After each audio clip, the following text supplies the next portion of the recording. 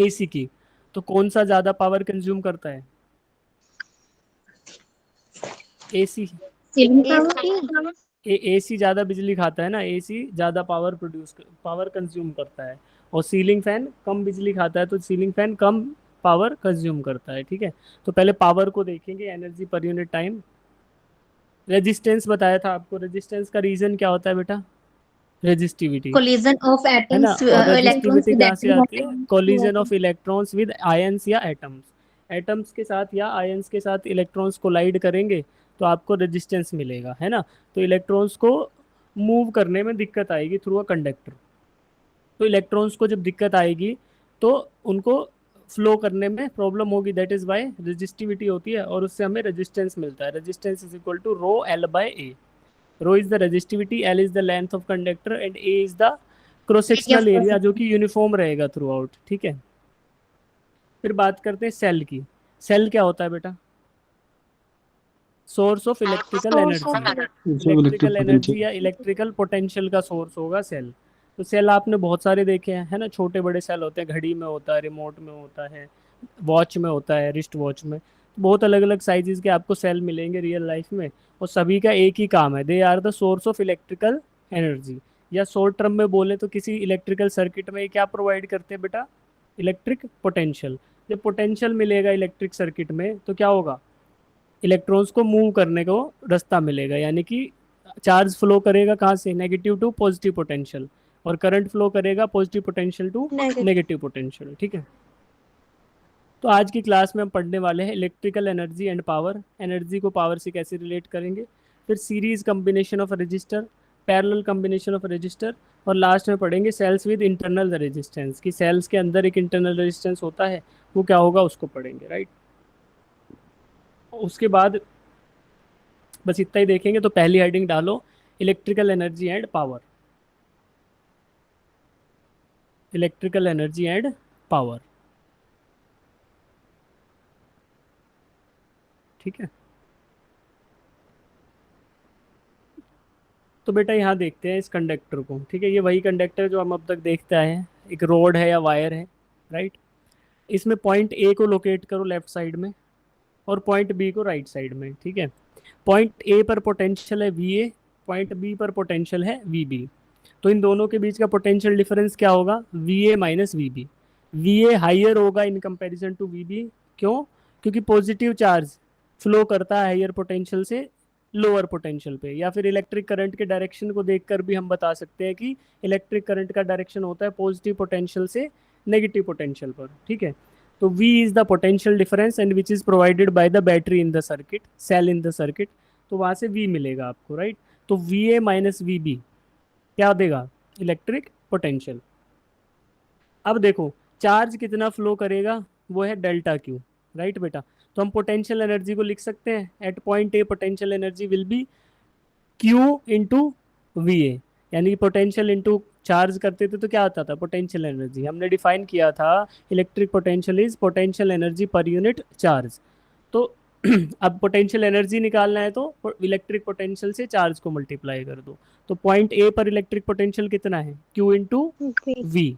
We और B पर कितना है? Q into V V B. Point A पर क्यू इंटू वी ए है, पॉइंट बी पर क्यू इंटू वी बी है। ठीक है, तो अब पोटेंशियल एनर्जी का डिफरेंस की बात करें कि कितनी एनर्जी फ्लो कर रही है higher potential to lower potential, तो वो कितनी होगी? Q into V A minus Q into V B. और अगर नेगेटिव में बात करें कि भाई हायर टू लोअर जा रहा है, तो minus Q delta Q into V. ठीक है, अब इस एनर्जी को पर यूनिट टाइम लिखेंगे बेटा, तो मुझे मिलेगा इलेक्ट्रिकल पावर। ठीक है, तो एनर्जी कितनी थी?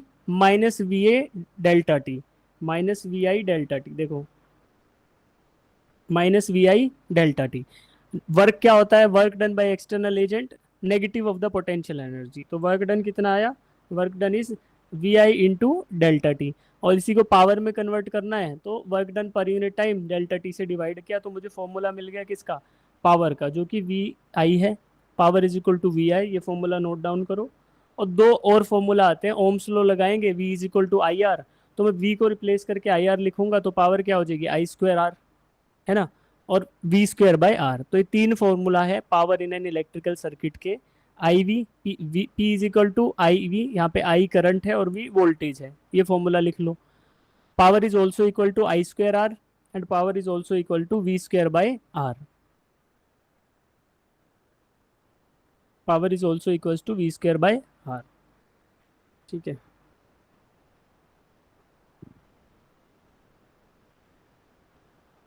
अब देखो एक कहानी सुनाता हूँ आपको। आपके घर में लाइट आ रही है, इलेक्ट्रिसिटी, वो कितने वोल्ट्स पर आती है बेटा? 240 सर। 220 या 240 वोल्ट्स पे आती है, ठीक है। तो यस क्या ये सर। पावर स्टेशन से जब ये लाइट चली थी तो इतने ही वोल्टेज पे चली थी कि ज्यादा पे चली थी? ज्यादा। ज्यादा पे, ज्यादा पे चली थी। देखो ज्यादा पे। क्योंकि आपके चौराहे पर, नुक्कड़ पर क्या लगा होता है? एक ट्रांसफार्मर लगा होता है। जब आपके घर में लाइट आती है उससे पहले एक ट्रांसफार्मर लगा होता है। वो ट्रांसफार्मर क्या करता है? वोल्टेज को कम करता है। आगे से आ रहा है ज्यादा वोल्टेज 11,000 वोल्ट्स, उसके बीच में आपने ट्रांसफार्मर लगाया और उसने इस वोल्टेज को कम करके क्या कर दिया? 220 वोल्ट पे कर दिया, ठीक है। अब बात यह है कि ये ट्रांसमिशन करते टाइम हम 11,000 वोल्टेज क्यों भेजते हैं? देखो, पावर स्टेशन में इलेक्ट्रिसिटी मान लो 440 वोल्ट्स पर जनरेट हुई। यहाँ पे पावर स्टेशन में इलेक्ट्रिसिटी जनरेट हुई 440 वोल्ट्स पर। फिर उसको हमने स्टेप अप किया, यानी उसको वोल्टेज को बढ़ाया, 11,000 कर दिया। फिर ये 11,000 वोल्टेज ही हमारे घरों हमारे चौराहे तक आती है। वहाँ पे फिर ट्रांसफार्मर लगाया, फिर 11,000 को घटाकर हमने 220 वोल्ट कर दिया। तो ऐसा क्यों करना पड़ा? कोई बच्चा बताएगा व्हाई वी डिड दिस? कैसे किया, बताओ व्हाई वी डिड दिस बेटा?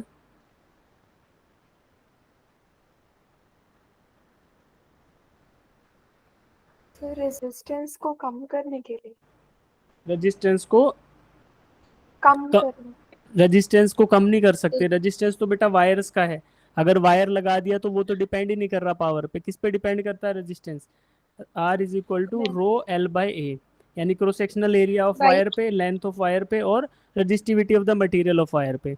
तो ये तो फिक्स हो गया है। बट आपको पता है पावर लॉस का फॉर्मूला क्या होता है? आई स्क्वायर आर।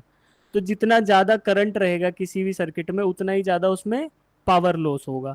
तो हम करंट को कम करने के लिए, हमें एक फॉर्मूला पता है, V is equal to, power का क्या फॉर्मूला था? P is equal to V I, power is equal to V I, ठीक है। तो अगर हमें ट्रांसमिटेड पावर को ज़्यादा रखना है, भाई पावर तो उतनी भेजनी पड़ेगी जितना आपके डिवाइसेस कंज्यूम करेंगे, तो वो तो ज़्यादा ही रहेगी, है ना। बहुत सारे घर हैं, बहुत सारे उनके पावर का रिक्वायरमेंट ज़्यादा रहेगा, ठीक है। तो अब मेरे को करंट को कम करना है तो क्या करना पड़ेगा? वोल्टेज को बढ़ाना पड़ेगा। तो वोल्टेज को बढ़ाना पड़ेगा, तो पावर जो लॉस होगा सर्किट में उसको मिनिमाइज कर सकते हैं करंट को कम करके। और करंट को कम करने के लिए मुझे वोल्टेज को बढ़ाना पड़ेगा। तो इसलिए हम क्या करते हैं?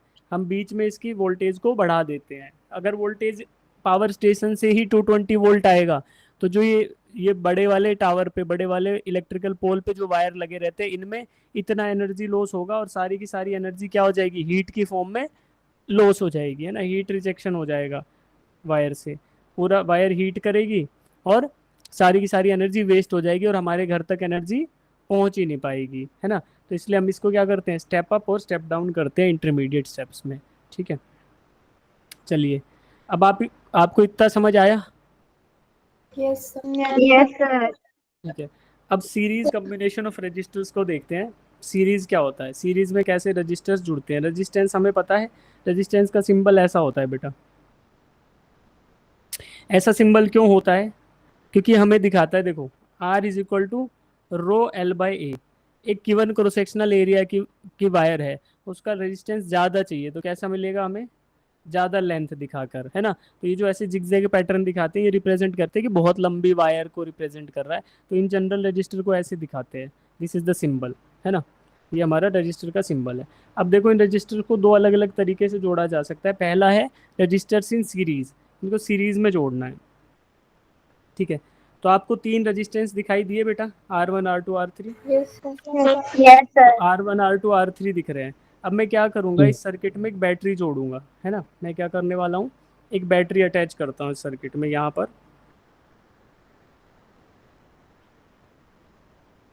पर एक बैटरी मैंने अटैच कर ली, राइट। अब ये बैटरी क्या करेगी? क्या प्रोवाइड करेगी? वोल्टेज, है ना। बैटरी क्या प्रोवाइड करती है? वोल्टेज। एक टर्मिनल इसका क्या होगा, पॉजिटिव, और दूसरा नेगेटिव। करंट करंट कहाँ से कहाँ फ्लो करता है, पॉजिटिव से पॉजिटिव टू नेगेटिव। नेगेटिव। तो देखो करंट का डायरेक्शन अगर मुझे ड्रॉ करना हो तो क्या करूँगा, आई, है ना, देखो यहाँ पे आई जा रहा है तीनों रेजिस्टेंस में से, और ये नेगेटिव की साइड मूव कर जाएगा, ठीक है।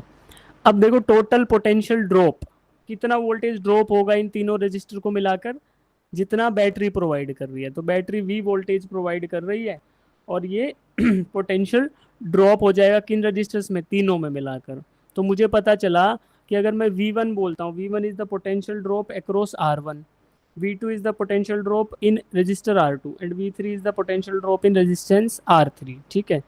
तो तीनों को मिलाएंगे तो total potential of the battery के बराबर आएगा, V1 plus V2 plus V3 is equal to potential provided by the battery, ठीक है। ओके, R1 रेजिस्टेंस है, R2 है, R3। अब देखो इलेक्ट्रॉन्स कहाँ से कहाँ मूव करते हैं बेटा, negative to positive. Negative to positive. तो इलेक्ट्रॉन्स नेगेटिव से स्टार्ट करेंगे और करंट से उल्टी डायरेक्शन में मूव करेंगे, है ना। तो इलेक्ट्रॉन्स का फ्लो उल्टी डायरेक्शन में होता है, जहाँ पे आपका करंट का पॉजिटिव टू नेगेटिव और इलेक्ट्रॉन का नेगेटिव टू पॉजिटिव। तो ये इलेक्ट्रॉन्स क्या करेंगे, R3 में एंटर करेंगे सबसे पहले, है ना। इलेक्ट्रॉन्स R3 में एंटर करेंगे, तो जितने इलेक्ट्रॉन्स R3 से क्रॉस करेंगे क्या उतने ही R2 से करेंगे, क्योंकि इनके पास दूसरा रास्ता है नहीं, यस सर। और उतने ही R1 से करेंगे। तो क्या मैं बोल सकता हूँ कि करंट ऑफ इलेक्ट्रॉन या फ्लो ऑफ इलेक्ट्रॉन्स या flow of charge through each of the register will be equal, yes sir. है ना। तो Yes, I1 sir. I2 I3 जो होगा वो सारे ही बराबर होंगे। तो मैं current in every resistance is equal in case of series combination, ठीक है। तो ये बात मैं लेके वो लगाता हूँ, कौन सा, कूलम्स लॉ लगाता हूँ। तो V1 is the potential drop, तो उसको बोल दूंगा कि V1 is equal to I into R1। V2 जो ड्रॉप होगा वो I इंटू R2 होगा, और V3 होगा वो I इंटू R3 होगा, ठीक है। और इन तीनों का सम किसके बराबर है, potential provided by the battery के। तो मैं क्या करूंगा, since I is same for all the resistors, तो आई को कॉमन ले लूंगा, और रेजिस्टेंस आपका आ जाएगा R1 plus R2 plus R3।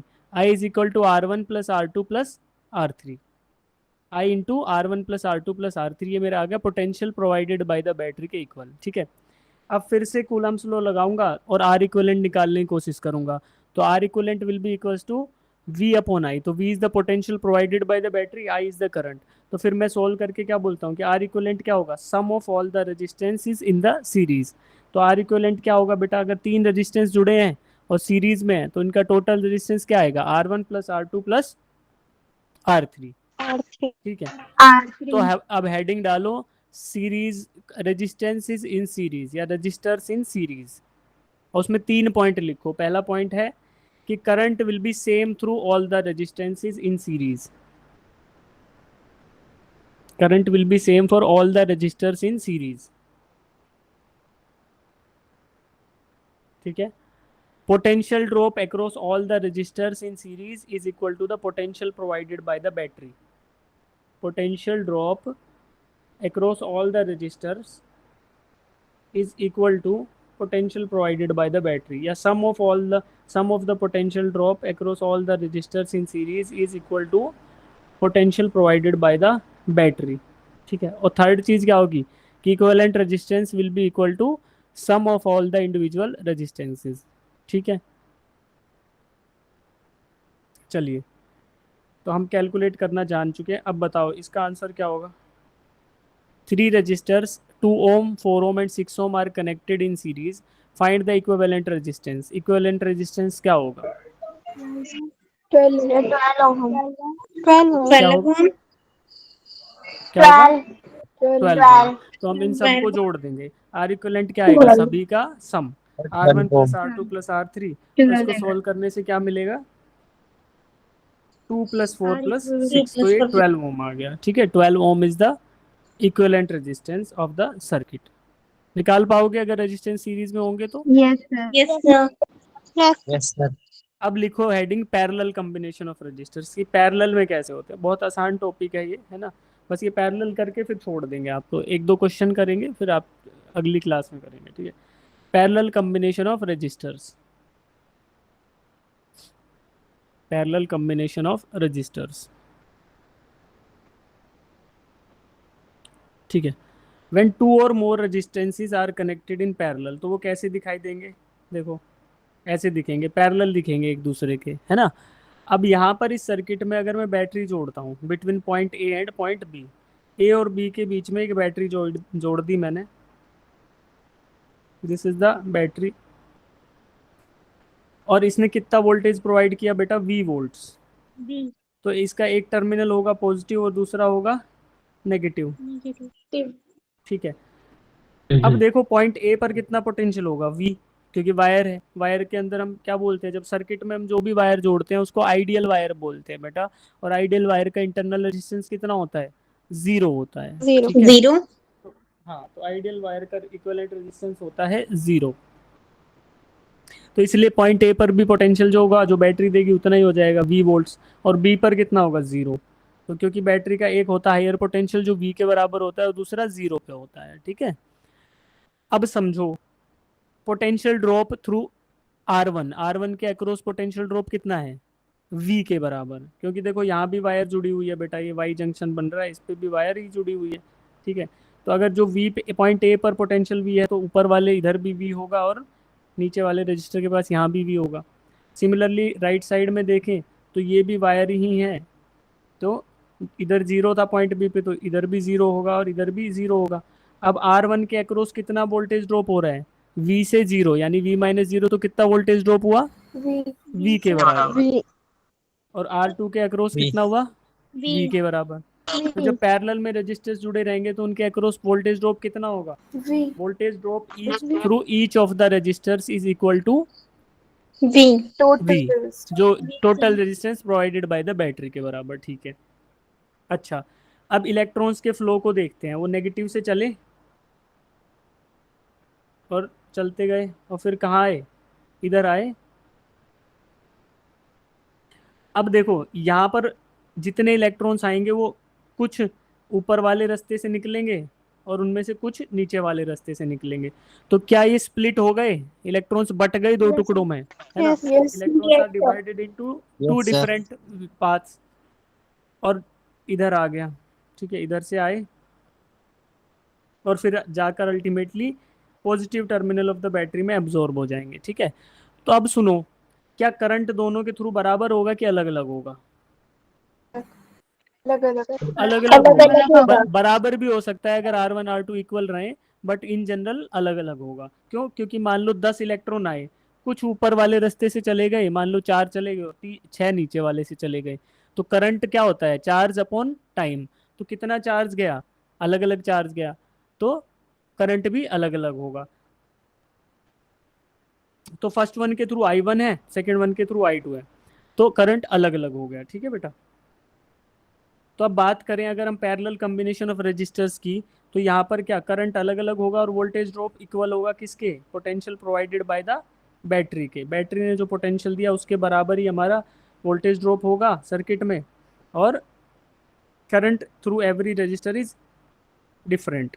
ठीक है, depending upon the resistance value.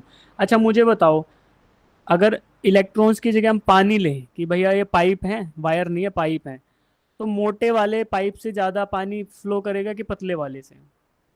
मोटे वाले मोटे वाले से तो मोटे वाले पाइप का रेजिस्टेंस कम होता है कि ज्यादा? सर कम होता है। कम होगा, है ना। तो अगर R1 की वैल्यू कम हो R2 से, तो R1 से करंट ज्यादा फ्लो करेगा कि कम? ज्यादा, है ना।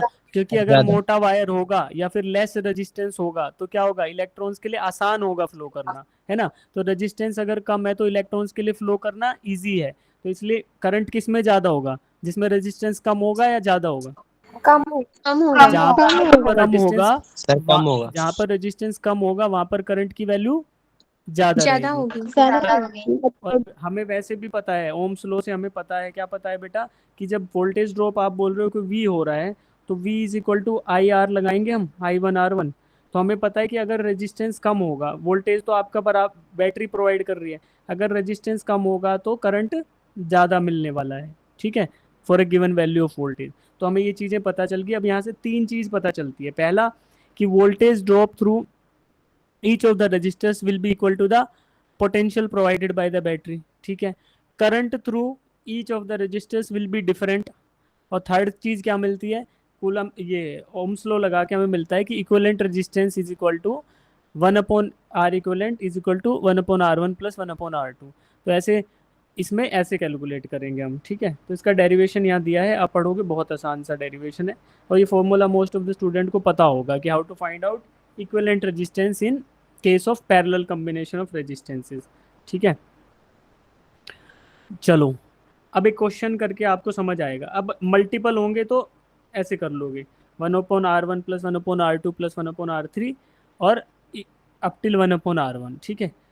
अब इसके बेसिस पे एक क्वेश्चन करो आप लोग, इस वाले सर्किट का इक्विवेलेंट रेजिस्टेंस बताओ मुझे, what will be the equivalent resistance of this circuit, बताओ बेटा।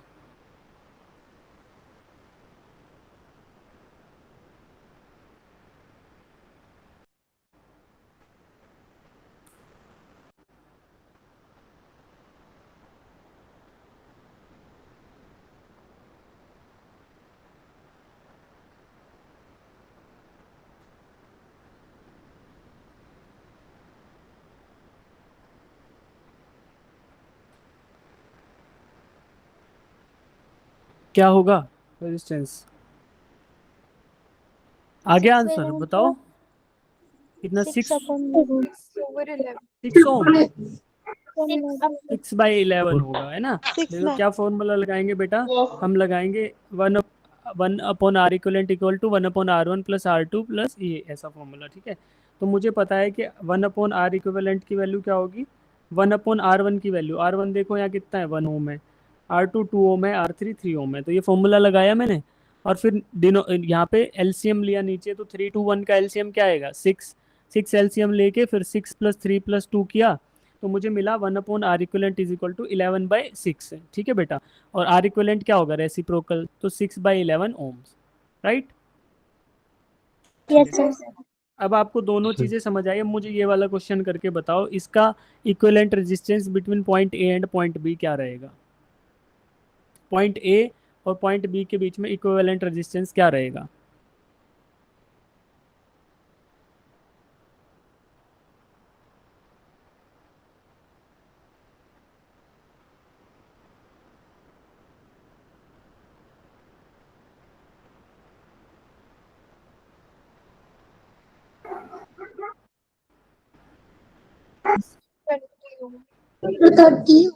20 ओम सर।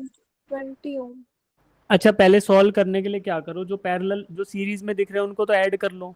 30 और 30 सीरीज में आकर क्या बनाएंगे बेटा, 60 ओम। फिर 60 और 30 पैरेलल में हो गए, तो उसके लिए फॉर्मूला लगाओ। देखो इनको 30 और 30 को ऐड किया तो ये 60 से रिप्लेस कर दिया, यस सर। और 30 एज इट इज, तो इन दोनों को पैरेलल का फॉर्मूला लगाओ, 1/60 plus 1/30 is equal to 1/R equivalent.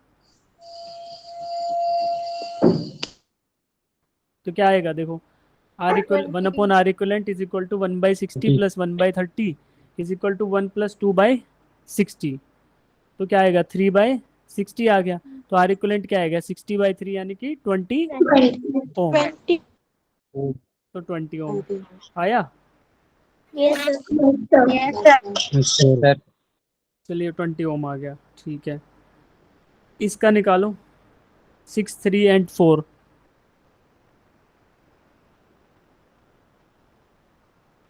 6 3 जुड़े हुए हैं ऐसे, और 4 ऐसे जुड़ा है, इसका निकालो equivalent resistance.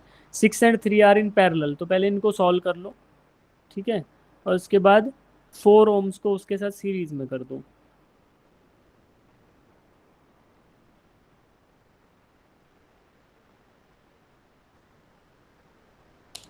To ohm sir. 6 ohm sir. 6 ओम।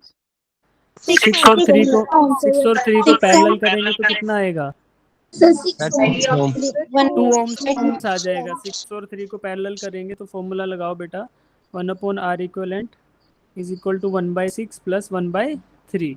इनका एलसीएम लूंगा तो 6 आएगा, ये 1 + 2 आ जाएगा ना, तो 1 + 2। तो R इक्विवेलेंट क्या आएगा, इसका मतलब 2 इसके केस में पैरेलल वाले का, तो 2 ohms आ गया। और फिर ये 2 और 4 को करेंगे, देखो ऐसा हो जाएगा, 2 और 4 को सीरीज में करेंगे तो 6 ohms आ जाएगा। तो फिर आपका नेट रेजिस्टेंस कितना आ गया, 6 ohm। क्या मैं करंट कैलकुलेट कर सकता हूँ सर्किट में? Yes sir. कैसे करेंगे? V into V is equals to V IR. is equal to IR. करो, करंट की वैल्यू बताओ। 108 ampere. What will be the value of current? 3 ampere. 3 आएगी, 3 ampere. I is equal to V by R आ जाएगा ना, V equal to IR होता है। तो कितना वोल्टेज दिया बैटरी ने? 18 वोल्ट्स दिया और 6 ओम रेजिस्टेंस था, तो 3 एम्पियर। 3 एम्पियर करंट कहाँ फ्लो कर रहा है? बैटरी सप्लाई कर रहा है इतना ना, 3 एम्पियर्स। तो I is Yes, equal to sir. 3 ampere. और अगर मैं पूछूं आपसे कि बेटा इधर बताओ भाई, 3 एम्पियर्स तो बैटरी ने सप्लाई किया, तो मुझे पता चला कि 3 एम्पियर था, तो इधर एंटर कितना करेगा? 3 एम्पियर्स। 4 ओम से कितना पास करेगा? 4 ओम से तो सेम ही पास करता है करंट ना, 3 एम्पियर। 3 अब एम्पियर। ये इस जंक्शन पे 3 एम्पियर डिवाइड होगा। Yes. तो मान लो एक को मैंने बोल दिया I1 और एक को बोला I2, तो मुझे I1 और I2 की वैल्यू और बताओ एक बार कैलकुलेट करके। क्या बताया था आपको कि जहाँ पे रेजिस्टेंस कम होगा वहां पर करंट की वैल्यू ज्यादा रहेगा। तो I2 बड़ा रहेगा कि I1? I2. I2। 3 ampere divide होगा, I2 बड़ा होगा बेटा, जहाँ पे रेजिस्टेंस कम है। Sir I2। मोटे पाइप से इजीली पानी फ्लो करेगा, मोटे पाइप का रेजिस्टेंस कम होता है, यानी 3 ओम जहाँ पे रेजिस्टेंस है वहाँ पे करंट की वैल्यू ज्यादा मिलने वाली है। ठीक है, तो 3 ओम से I2 जा रहा है, 6 ओम से I1, तो I1 बड़ा कि I2 बड़ा? I2 बड़ा. I2 बड़ा। और I1 प्लस I2 किसके बराबर होगा? करंट। I1 plus I. किसके बराबर होगा? Total current. टोटल करंट जो आगे से आ रहा है कितना आ रहा है? 3 एम्पियर के बराबर। भाई 3 ही तो डिवाइड होगा I1 और I2 में, तो यस सर। तो I1 प्लस I2 कितना है? 3 ampere. 3 एम्पियर। ठीक है बेटा।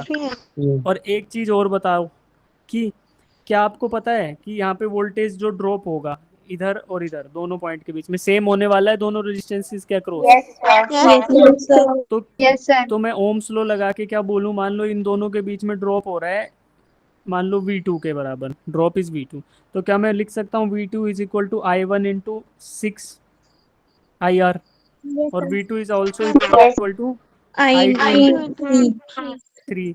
ठीक है, तो V2 ही दोनों है, तो I1 इंटू 6 और I2 इंटू 3 दोनों बराबर हो गए, यानी I1 इंटू 6 या 6I1 is equal to 3I2। ये भी यस एक सर। इक्वेशन मिला। Yes sir. तो यहाँ से मैं निकालूं कि I1 बाई I2 क्या होगा? 1 बाय 1/2। 2। ठीक है, तो अब I1 बाई I2 1/2 है, और I1 प्लस I2 3 है, तो 3 I1 है। और I2 की वैल्यू क्या आएगी? करो कैलकुलेट। किसकी वजह से? अरे कर लो। I1 इज इक्वल टू, या इसको ऐसे कर लो, I2 is equal to 2I1 हो जाएगा ना इसी इक्वेशन से। 0.5 sir. I1 is equal I2 क्या हो गया? I2 is equal to 2I1। ठीक है, तो यहाँ से क्या आएगी ये वैल्यू? I1 I2 को रख दो ऊपर वाली इक्वेशन में, याद है कि I1 plus 2I1 is 1 equal to ampere. 3। तो So I1 क्या आ गया? 1 1 एम्पियर। ampere. तो I2 कितना आएगा फिर? 2 एम्पियर। I2 2 एम्पियर आ जाएगा। तो आपको पता चला कि इनवर्सली प्रोपोर्शनल है, जो रेजिस्टेंस sir. कम होगा उससे करंट ज्यादा फ्लो करेगा, और जो रेजिस्टेंस ज्यादा होगा उससे करंट कम फ्लो करेगा। तो क्या हम ऐसे करंट कैलकुलेट कर पाएंगे? Yes sir. चलो यहाँ समझ आया आपको। अब इसके बाद सेल और इंटरनल रेजिस्टेंस हम कल करेंगे, इसके बाद के कुछ क्वेश्चन है रेजिस्टेंस वाले वो भी कल करेंगे। ठीक है बेटा, अभी मेरे को थोड़ा सा ज़्यादा ऐसे ड्राइनेस बहुत ज़्यादा फील हो रही है, शायद ज़्यादा एक्सर्ट करूँगा तो दिक्कत आ जाएगी ज़्यादा, है ना? तो अब बचा हुआ कल